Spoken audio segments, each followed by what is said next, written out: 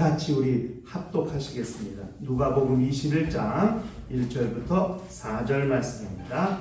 시작. 예수께서 눈을 들어 부자들이 헌금함에 헌금 넣는 것을 보시고 또 어떤 가난한 과부가 2렙돈 넣는 것을 보시고 이르시되 내가 참으로 너희에게 말하노니 이 가난한 과부가 다른 모든 사람보다 많이 넣었도다. 저들은 그 풍족한 중에서 헌금을 넣었거니와 이 과부는 그 가난한 중에서 자기가 가지고 있는 생활비 전부를 넣었느니라 하시니라. 아멘. 우리 신앙생활은 영원한 삶을 준비하면서 사는 것을 신앙생활이라고 말하는 것입니다. 우리가 사는 이 땅의 삶은 다 없어지고 사라지게 되어 있어요. 그런데 그렇게 없어지고 사라지는 인생의 삶 가운데서 없어지지 아니하고 사라지지 않는 영원한 것을 준비하고 남길 수 있다는데 신앙생활에 엄청난 비밀이 있는 겁니다. 하루 24시간, 1년 12달, 한 인생이 이 땅에 왔다 가는 인생, 건강하게 살면 80, 90, 100세 다 사라져가요. 마치 온전한 연필을 쓰면서 깎으면 점점 연필이 줄어들어가고 나중엔 몽당 연필이 되고 그걸 볼펜에 대에다가 몽당 연필을 껴서 쓰다가 나중엔 그 몽당 연필도 점점 줄어들어서 나중에 이제 그 연필을 못 쓰고 버리게 되는 것처럼 엄마 뱃속에서 출산을 해가지고 영아기, 유아기, 유치원, 초등학교, 중학교, 고등학교, 대학교, 청년, 결혼해서 30대, 40대, 50대, 60대, 70대, 80대, 100세 이렇게 살아요. 그 인터넷 그거 보니까 인터넷에 각 10대, 20대, 30대 보니까 없다 시리즈가 있더라고요. 10대는 철이 없고 20대는 뭐가 없고 30대는 집이 없고 40대는 돈이 없고 50대는 뭐가 없고 60대는 뭐 힘이 없고 70대는 뭐 이가 없고 80대는 뭐가 없고 90대는 뭐가 없고 100세는 다 필요 없다. 뭐 이렇게 올라오는 게 있더만요. 보니까 인생은 그렇게 사라져가요. 나이 먹고 정말하면 다 필요 없어. 다 필요 없는 때가 오거든요. 그런데 그렇게 없어져 가는 인생의 날수, 그 날수들이 사라져 가고 있는 그때에 우리는 영원히 사라지지 아니하고 없어지는 것을 준비할 수 있다. 그래서 육체라는 세월, 육체의 삶은 하나의 기회와 같다는 거거든요. 그 성경에도 세월을 아끼라고 그랬거든요. 육체의 시간이 왜 기회와 같냐면 영원한 것을 준비하고 남길 수 있는 기회. 오직 육체가 살아있을 때만이 영원한 것을 준비하고 영원한 것을 만들 수 있기 때문에 이게 신앙생활의 비밀이거든요. 이 비밀을 모르는 비신자들, 불신자들은 모르죠. 육체의 이간한 동안에 영원한 것을 남기고 준비할 수 있다는 걸 모르죠. 그러니까 다 허무하다 그리고 헛되다 그리고 다 그러죠. 그러나 우리가 육체가 있을 때 예수 그리스도를 만난 것이 얼마나 영원한 복인가를 알아야 됩니다. 영생을 준비할 수 있으니까. 그게 중요한 거거든요. 우리가 육체가 있을 때 하는 봉사, 헌신, 기도, 예배, 헌금, 충성, 어떤 것 하나도 다 하늘에 기록되게 할 수 있고 하늘에서 남길 수 있고 영원한 내 것이 되게 할 수 있는 그런 역사라는 사실을 우리가 알아야 됩니다. 육체가 있을 때 한 영적인 것들만이 하늘로 옮길 수 있다는 것, 그것을 알고 사는 것이 정말 온전한 신앙생활이 되는 것입니다. 그것을 모르면 신앙생활은 그냥 고행, 종교생활 그 이상도 그 이하도 아닌 게 되는 것.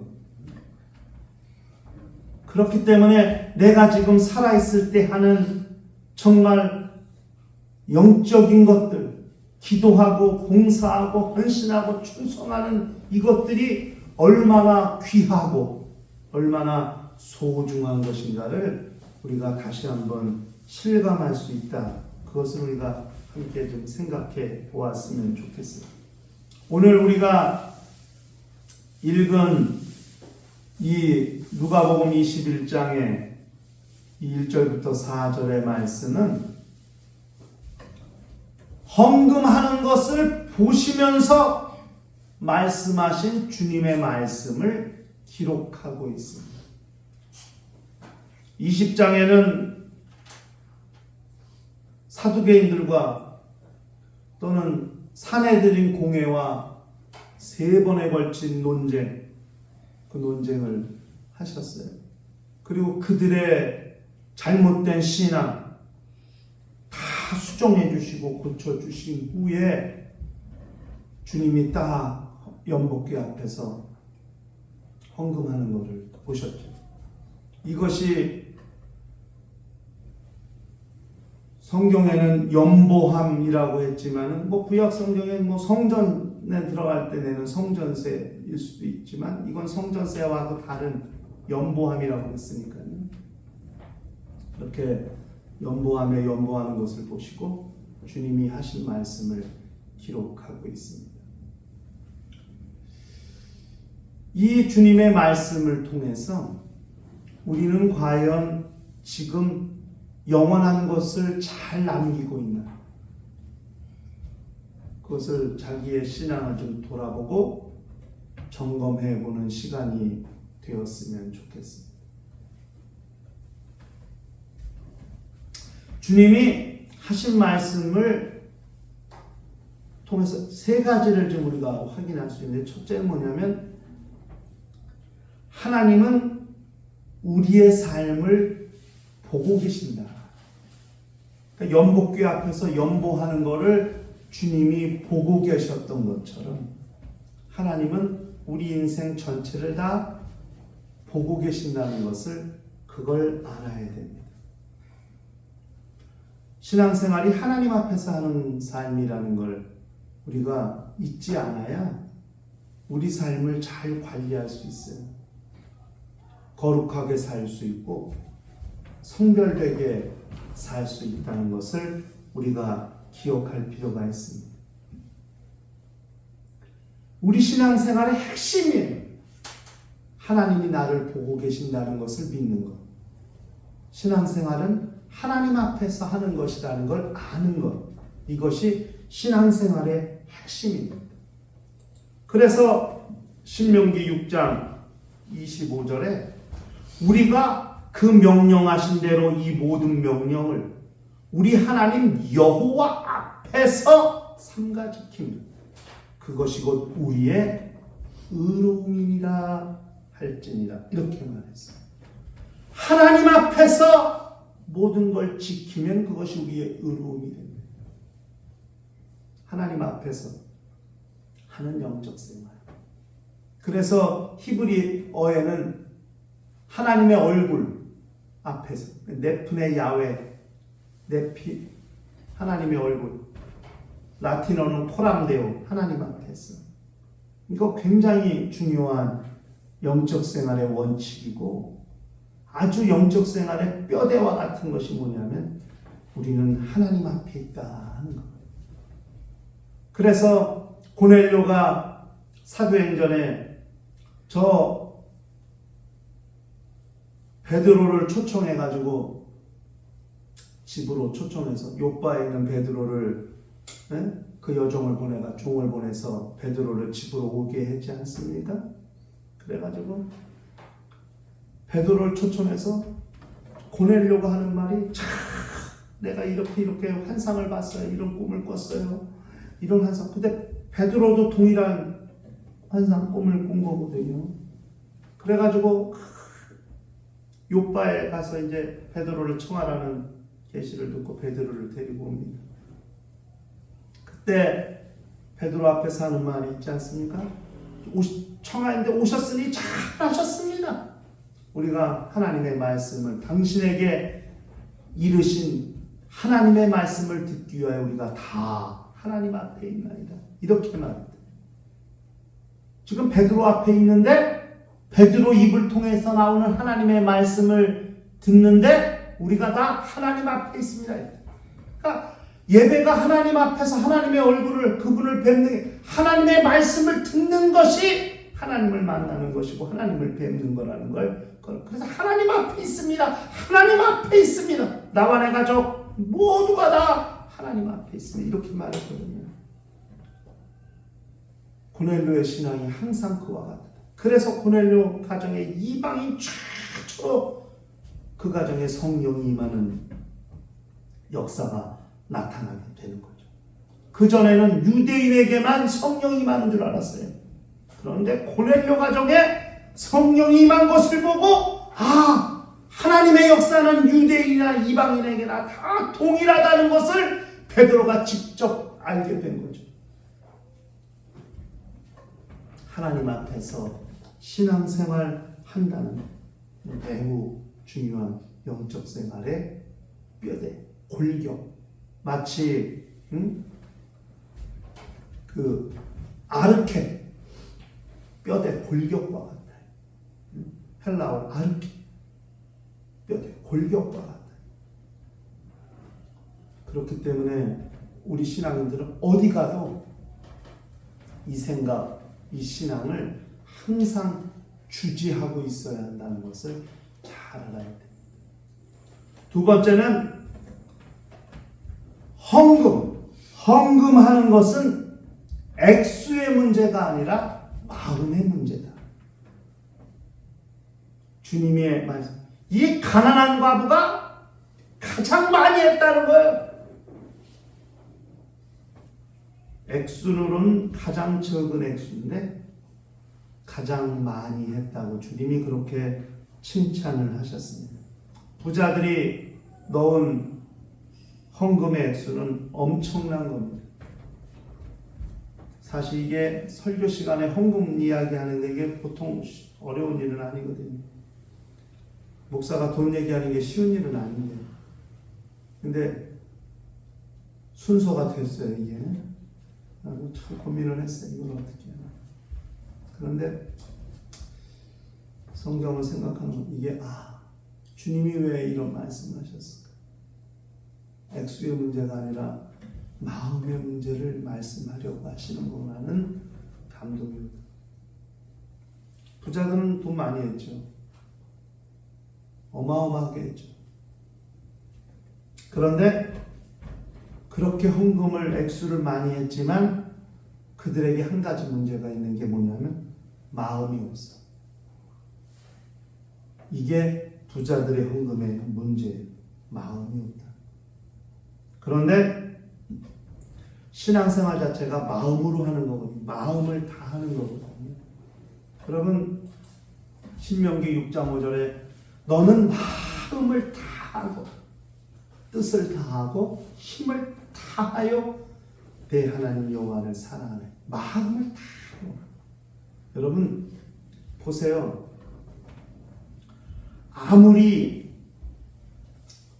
하기 쉬운 일이라도 또 돈을 많이 버는 일이라도 할 마음이 없으면 하기 싫은 거예요.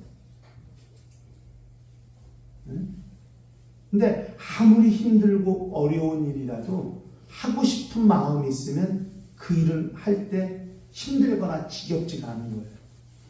이게 마음의 문제거든요. 마음 먹기 달린 거거든요.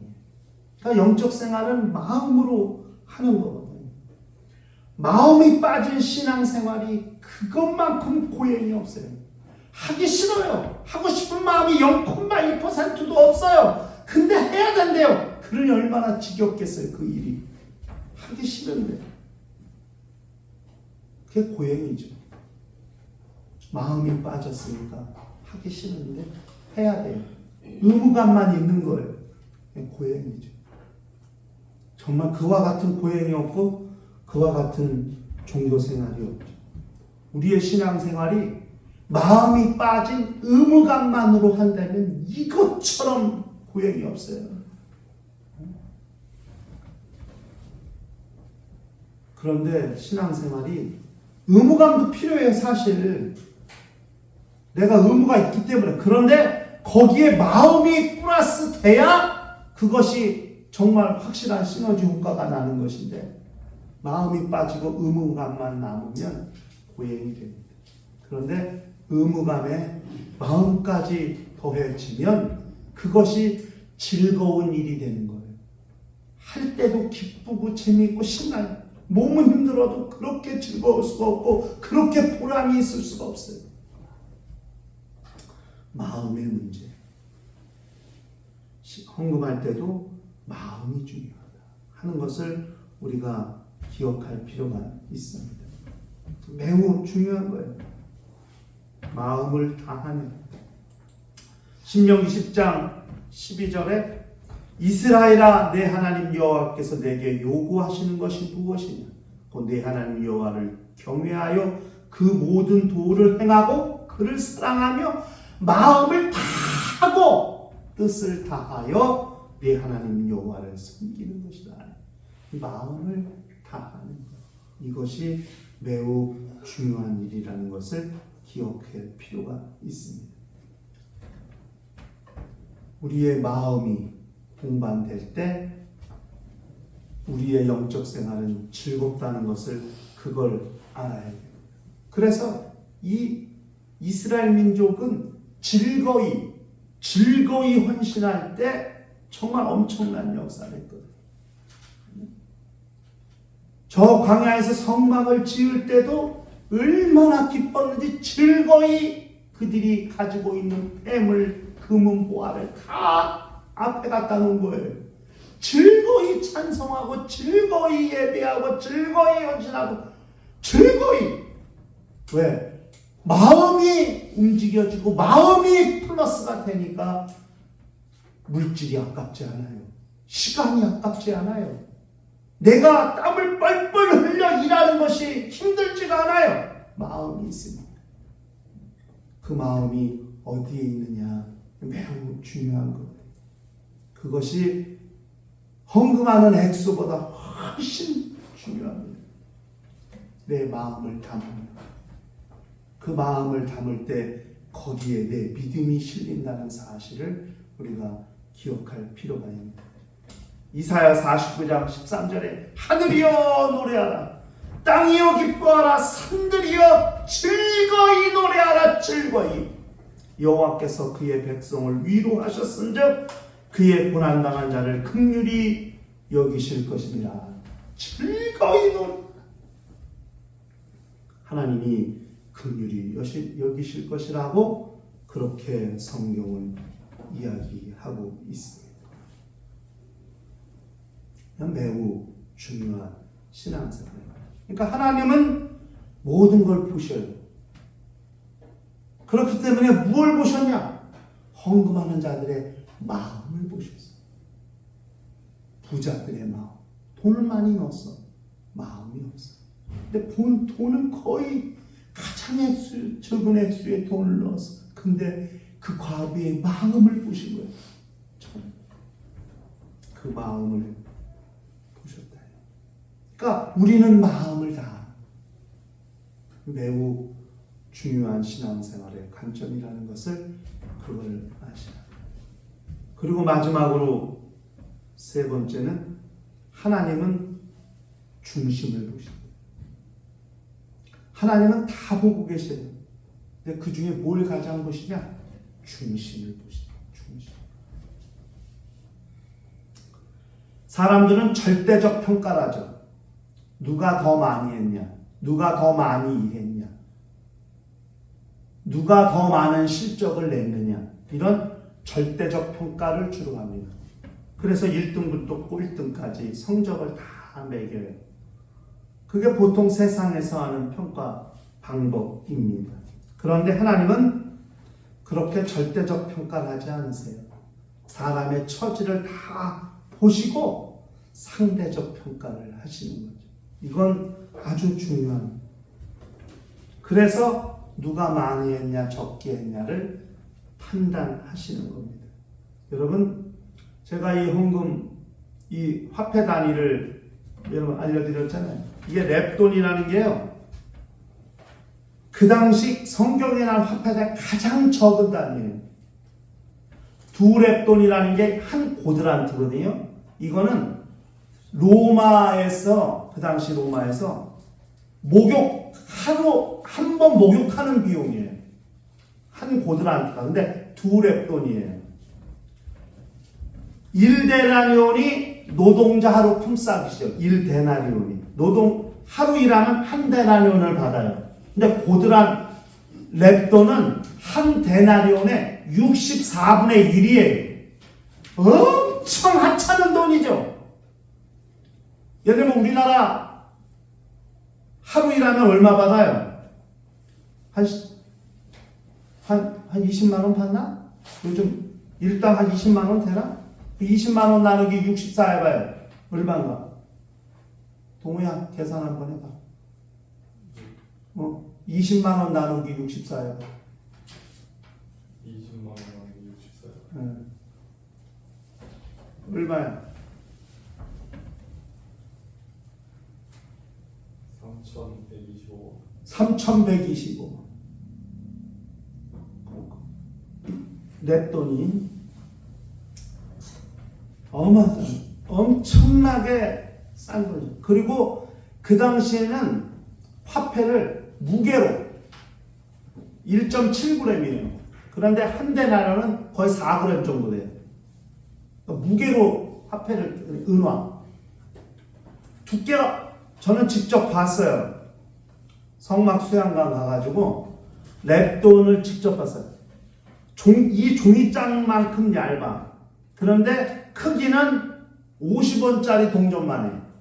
근데 종이장같이 얇아, 렙돈은. 그런데 데나리온은 한 2, 3mm 돼, 두께가. 그리고 은화예요. 그 100원짜리만 해. 그럼 생각을 해보세요. 부자들은 10데나리온, 20데나리온을 하겠지. 그럼 누구니까 소리가 떠렁떠렁 소리가 날 거라고. 렙돈은 주머니에 넣어도 소리가 안 나. 너무 얇아서. 사람들은 소리로도 이 사람 돈 많이 넣었는데 이렇게 판단할 수 있는 거거든요. 근데 부자들은 그걸 즐겨 쓸 수도 있어. 우쭐해서 자기가 헌금 많이 했다는 걸 자랑하고 싶어서 그걸 즐겨 쓸 수도 있어. 그런데 과부는 부끄러운 거예요. 이 얇은 종이장만큼 얇은 2렙돈을 그저 목욕 한 번 하면 없어지는 그 작은 돈인데, 오늘 그냥 요즘 찜질방 가면 6, 7천 원 하잖아요. 뭐 찜버까지 하면 뭐 그렇게 넣은 거예요.